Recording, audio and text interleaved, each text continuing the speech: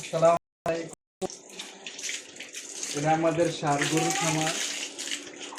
এখন আমি গরুরে গোসল করাই দিচ্ছি। ইনশাল্লাহ এবার ঈদের জন্য প্রস্তুত করতেছে এই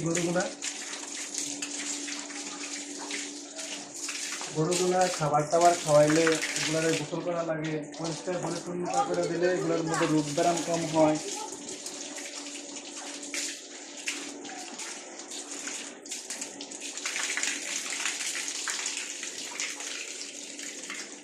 আমার গরুগুলা সবগুলা ব্ল্যাক কালার।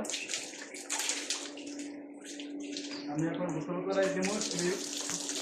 এই গোসল করা শেষ হলে এগুলা শুয়ে করবো।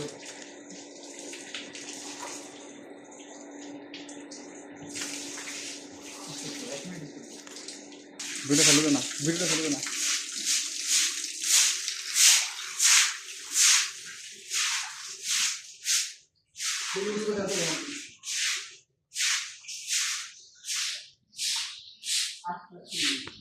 আমি বেশ এক মাস দুই বছর ধরে